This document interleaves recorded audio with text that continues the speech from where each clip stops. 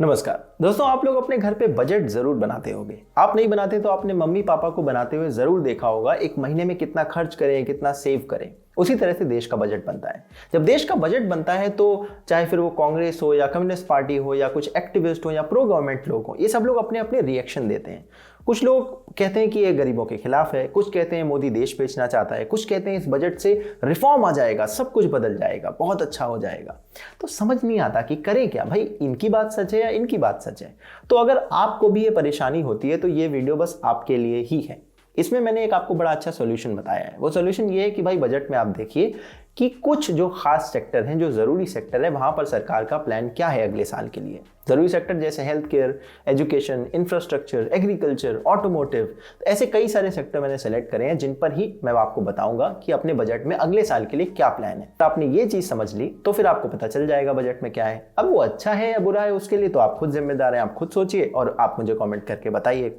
अच्छा, इससे पहले हम सेक्टर वाइज ये स्पेंडिंग देखें। हमें देखना होगा कि पूरे साल के लिए जो स्पेंडिंग है उसमें हमारे पास कितने बजट था। तो हमारी वित्त मंत्री बताती हैं कि फाइनेंशियल ईयर 2022 जिसके लिए बजट बनाया गया है, तकरीबन 35 लाख करोड़ का टोटल ग्रॉस एक्सपेंडिचर है और कुछ 5-5.5 लाख का कैपिटल एक्सपेंडिचर है, जो कि पिछले साल से थोड़ा सा ज्यादा है।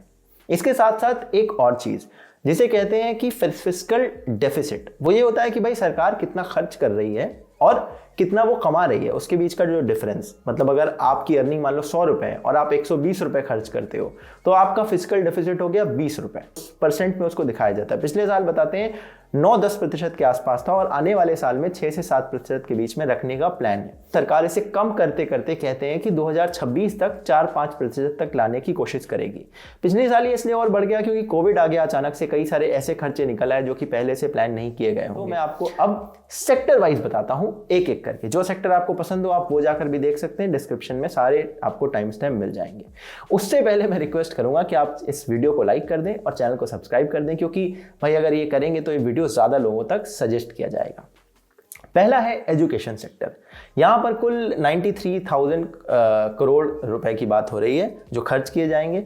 60% इसमें जो प्राइमरी एजुकेशन है, स्कूलों की शिक्षा है, और 40% इसमें हिस्सा है जो हायर एजुकेशन पे खर्च होगा। 15,000 स्कूलों को बताते हैं नई एजुकेशन पॉलिसी अडॉप्ट करने की दी जाएगी ताकि वो टेस्ट कर सके कि कैसी ये पॉलिसी चल रही है। 750 एकलव्य मॉडल रेजिडेंशियल स्कूल खोले जाएंगे इन ट्राइबल एरियाज। 100 सैनिक स्कूल खुलेंगे, एक यूनिवर्सिटी खुलेगी लेह में, और एक नेशनल अप्रेंटिस ट्रेनिंग स्कीम शुरू की गई है। तो इसके जरिए क्या होता है दोस्तों, इसमें कुछ अमेंडमेंट करे गए हैं, लॉन्च हुई थी 2016 में। इसमें क्या है कि बच्चों को ऐसी चीजों में ट्रेनिंग दी जाएगी ताकि एक स्किल्ड फोर्स तैयार हो। ऐसा ना हो कि लोग स्कूल से निकले और उनको नौकरी ना मिले, तो उसकी ट्रेनिंग के लिए ये इसमें कुछ अमेंडमेंट करे गए हैं। इसके अलावा नेशनल डिजिटल एजुकेशन आर्किटेक्चर की बात की जा रही है जो सेटअप किया जाएगा ताकि डिजिटल फर्स्ट रहे हमारा एजुकेशन सेक्टर में भी। अभी हमने कोविड में देखा कितने लोगों को ऑनलाइन पढ़ाई की जरूरत पड़ी, उसके लिए इधर काम होगा। एजुकेशन सेक्टर के अंदर बजट की क्रिटिसिज्म की अगर बात करें तो पिछले साल से 6,000 करोड़ रुपए कम इस साल सरकार खर्च करना चाहती है इस सेक्टर में।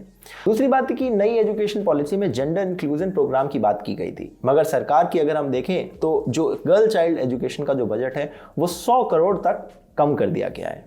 और तीसरी चीज की जो डिजिटल एजुकेशन की सरकार बात करती है उसके लिए जो प्रॉपर संसाधन है वो गांवों तक अभी नहीं है। बच्चों के पास लैपटॉप नहीं है, गांव में इंटरनेट नहीं है, बिजली नहीं है कई जगह।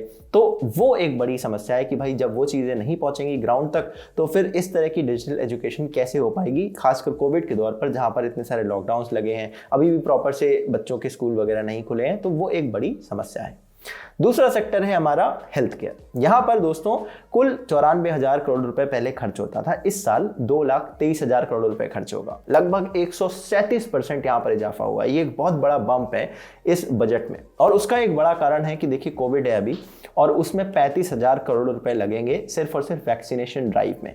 उसके अलावा कोविड ने हमें सिखाया कि हमारी जो वेलनेस सेंटर्स हों गाँवों में और शहरों में, या फिर जो हमारी वायरोलॉजी के इंस्टीट्यूट हैं जो उन्हें पढ़ते हैं, या फिर जो सेंट्रल डिजीज कंट्रोल का जो डिपार्टमेंट है पूरा, उसमें कई सारी खामियां हैं। और इन्हीं सब पर काम करने के लिए पीएम आत्मनिर्भर स्वस्थ भारत योजना के तहत 64,180 करोड़ रुपए खर्च किए जाएंगे ताकि इन सब पे डेवलपमेंट किया जा सके। अगली बात आती है डिफेंस की। देखिए चाइना हमारी सरहद पर खड़ा है और इसलिए हमें डिफेंस सेक्टर पर खर्च करने की बेहद ज़रूरत है। हमारे जो इक्विपमेंट है वो भी अपग्रेड होने की ज़रूरत है और इन्हीं सब के लिए डिफेंस का जो बजट है वो तकरीबन 3,47,000 करोड़ रुपए रखा गया, मगर कहते हैं कि पिछली बार से सिर्फ 1% ज़्यादा है। और यही एक बड़ी क्रिटिसिज्म है इस वाले सेक्टर में कि देखिए भाई, चाइना का जो डिफेंस बजट है जिससे हम लोहा लेने के लिए तैयार हैं, उससे हमारा डिफेंस बजट ऑलरेडी 25%। हमारे पास टारगेट्स हैं कि हम 2025 तक $250 बिलियन खर्च करके सब मॉडर्नाइज करेंगे इक्विपमेंट को, बट जब हम बजट में सिर्फ 1% का इजाफा करेंगे तो कैसे वो चीज़ें मैनेज हो पाएंगी, ये एक कंसर्निंग सिचुएशन है। उसके अलावा दोस्तों हमारे यहाँ डिफेंस पर्सनल तकरीबन 1 मिलियन से भी ज़्यादा हैं। उनकी सैलरी, उनकी पेंशन देने में और फिर जो चीज़ें हैं, जो इक्विपमेंट है, उनकी मेंटेनेंस करने में ही बजट का एक बड़ा हिस्सा खर्च हो जाता है। तो ऐसे में इक्विपमेंट का मॉडर्नाइजेशन या फिर नए इक्विपमेंट खरीदना, उसके लिए पैसे कहाँ से आएंगे, खासकर तब जब आपका बजट सिर्फ 1% बढ़े पिछले साल से। अगला है दोस्तों इंफ्रास्ट्रक्चर। यहां पर कुछ बड़े बदलाव करे गए। देखिए इंफ्रास्ट्रक्चर एक ऐसा सेक्टर है जिसमें अगर आप कुछ प्रोजेक्ट नए शुरू कर दें, कहीं पर बनाने लगे, रोड्स हो गई या फिर पोर्ट्स हो गए या फिर रेलवे लाइंस हो गई, तो आप बड़ी जल्दी जॉब क्रिएट कर सकते हैं, जिसकी जरूरत है कोविड के दौरान इकोनॉमी को दोबारा से रिवाइव करने में। इसीलिए इंफ्रास्ट्रक्चर के अंदर काफी सारे प्रोजेक्ट शुरू किए जा रहे हैं। मसलन की जो डेट फाइनेंसिंग है उसके लिए इन्होंने एक पूल बनाया है, 20,000 करोड़ रुपए सरकार ने रखी है और कहते हैं कि अगले 3 साल में उस पूल को 5 लाख करोड़ रुपए तक का करने का प्रयास है और इसमें भी ये प्राइवेट सेक्टर को शामिल करने की कोशिश करेंगे। यहां पर इंफ्रास्ट्रक्चर में जो नए प्रोजेक्ट हैं रोड वगैरह से जुड़े हुए, उसमें दिखता है एक चुनावी रणनीति भी है। 2021 में कई जगह चुनाव आ रहे हैं, जैसे तमिलनाडु, केरला, वेस्ट बंगाल, तो इन सब जगह के लिए नई जो प्रोजेक्ट हैं उनको लॉन्च किया गया है बजट में। इसके बाद नेशनल इंफ्रास्ट्रक्चर पाइपलाइन में जहां पर 6,800 कुछ प्रोजेक्ट थे, अब उनको 7,400 कुछ प्रोजेक्ट कर दिया गया है, यानी कि कई सारे नए प्रोजेक्ट यहां पर जोड़े गए हैं। ये प्रोजेक्ट रिलेटेड है energy, social, commercial infrastructure, communication, water, sanitation, इन सब से जुड़े हुए हैं।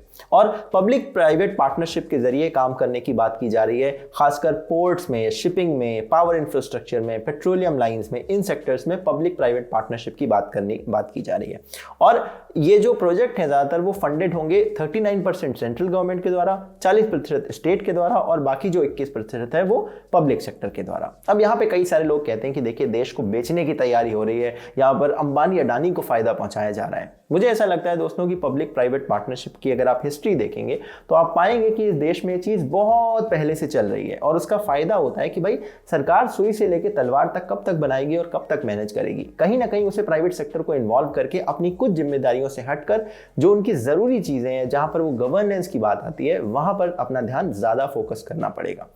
तो उसके लिए पब्लिक प्राइवेट पार्टनरशिप जरूरी है और ऐसा होने से कई चीजें इफेक्टिव भी हो जाती हैं और कई अलग अलग सेक्टर में नई तरह की जॉब्स भी क्रिएट होती हैं।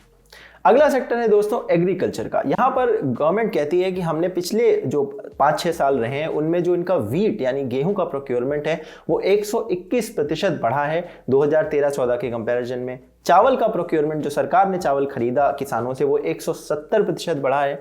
जो दाल का प्रोक्योरमेंट है, जो दाल खरीदी, वो 40 गुना बढ़ी है और जो कॉटन है वो 280 गुना बढ़ा है सरकार ने जो किसानों से डायरेक्टली खरीदा।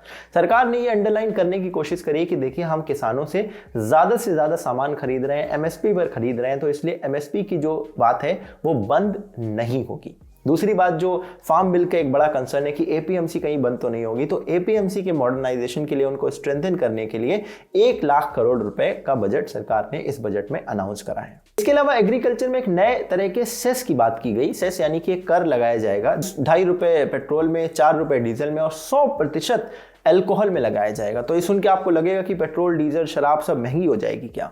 नहीं, ऐसा नहीं है। देखिए यहाँ पर जो पहले से सेस लगते थे उन्हीं सेस को इस वाले सेस के से रिप्लेस करने की बात की जा रही है। तो ये सेस लगने से आप पर कोई असर नहीं पड़ेगा। बैक एंड में चीजें मैनेज होंगी कि पहले जो सेस का पैसा किसी और पूल में जा रहा था वो अब agriculture, infrastructure and development cess के तौर पर दूसरे पूल में जाएगा ताकि उसे हम एग्रीकल्चर सेक्टर में खर्च कर सकें। अगला सेक्टर है दोस्तों ऑटोमोटिव का। देखिए दोस्तों ऑटोमोटिव का एक ऐसा सेक्टर है कि जब लॉकडाउन हुआ था तो 0 सेल्स हो गई थी लोगों की गाड़ियों की। तो जब सेल 0 हो गई तो जो प्रोडक्शन है वो भी रुक गया। तो ये पूरा का पूरा सेक्टर एक तरह से इतनी बुरी तरह से प्रभावित हुआ है कि इसे रिवाइव करने की जरूरत है। इसके लिए सरकार ने एक बढ़िया गेम प्लान निकाला है। उन्होंने कहा कि जो भी सड़क पर गाड़ियां 20 साल से पुरानी है उनको हम पॉल्यूशन में टेस्ट करेंगे। अगर वो टेस्ट में फेल हो गई तो उन्हें स्क्रैप कर दिया जाएगा। ये स्क्रैप होने से जिनके पास इतनी पुरानी गाड़ियां थी उनको नई गाड़ियां लेनी पड़ेंगी। तो ये एक तरह से सेक्टर रिवाइव होगा। इसके अलावा पब्लिक ट्रांसपोर्ट में भी चीजें होती हैं, जैसे कि बसेस हैं, वो तो आप लोग नहीं खरीदेंगे, तो वो सरकार ने कहा है कि हम 18,000 करोड़ रुपए उसके लिए रखते हैं ताकि हम 20,000 नई बसेस को प्रोक्योर यानी खरीद सकें, ताकि बस का जो मैन्युफैक्चरिंग का सिस्टम है, उनका जो पूरा इकोसिस्टम है, वो भी रिवाइव हो सके। अब दोस्तों ये सारे हो गए जरूरी चीजें। इसके अलावा जो इनोवेशन है, R&D है, उस पर भी हमें खर्च करने की जरूरत है। तो वहां पर क्या सरकार ने किया है? सरकार ने नेशनल रिसर्च फाउंडेशन को 50,000 करोड़ रुपए देने की बात कही अगले 5 सालों तक के लिए।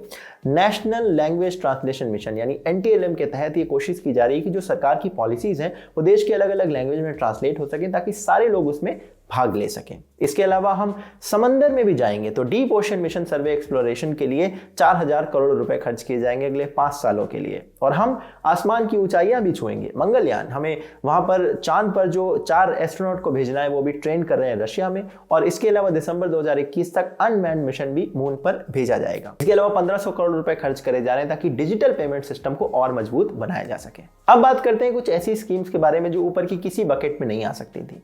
वो स्कीम ऐसी जैसे 75 साल से जो ज्यादा के लोग हैं उनकी अगर इनकम टैक्स रिटर्न है उनको नहीं भरना पड़ेगा, बशर्ते कि उनकी जो इनकम है वो सिर्फ उनकी पेंशन से आती हो या फिर उनको इंटरेस्ट के जरिए इनकम मिलती हो। जिन कंपनीज का बजट पहले 5 करोड़ हुआ करता था उनके लिए ऑडिट से एग्जेम्पशन मिलता था, मगर अब इसे 10 करोड़ तक की कंपनियों को इसमें शामिल कर दिया गया है, खासकर उन कंपनियों को जिनका 95% ट्रांजैक्शन डिजिटल ट्रांजैक्शन से होता हो। और इसके साथ ही बैंकों के लिए, जो हमने बहुत देखा कितने सारे बैंक कोलैप्स हुए हैं, उनके लिए एक बैड बैंक बनाया जा रहा है ताकि जो पब्लिक सेक्टर के बैंक है, जो बैड लोन्स हैं, उनको एक साथ रखा जा सके उधर और उनकी बैलेंस शीट को क्लीन किया जा सके और फिर ये बैड लोन से आगे जो इन्वेस्टर्स हैं उनको बेचे जा सकते हैं।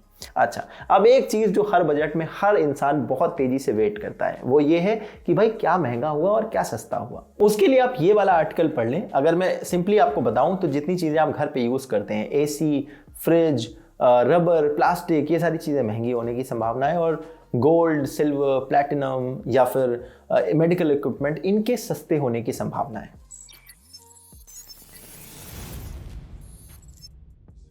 एक रिक्वेस्ट है यार, इस वीडियो को लाइक जरूर करना, शेयर करना दोस्तों के साथ। लाइक करेंगे, कमेंट करेंगे तो इससे YouTube को लगता है कि ये एंगेजिंग वीडियो है तो आगे शेयर करता है। सब्सक्राइब कर लें चैनल को ताकि अपने सब्सक्राइबर बढ़ें और लोगों तक ये वीडियोस पहुंचें अगर आपको काम पसंद आता है तो। अब आप बताइए बजट अच्छा लगा या आपको बुरा लगा, और आपके हिसाब से क्या चीज़ें हो और मैं यहाँ पर इंक्लूड कर सकता था, कुछ मैंने मिस कर दिया हो वो भी लिखें। अगर आप मेरे काम को सपोर्ट करना चाहते हैं तो पेट्रेन और इंस्टामोजो पर जाकर आप उसे सपोर्ट कर सकते हैं। मैं आपसे इसी तरह से इंटरेस्टिंग वीडियोस लाकर मिलता रहता हूँ, आगे भी मिलूंगा। तब तक के लिए अपना ध्यान रखिएगा। जय हिंद, वंदे मातरम।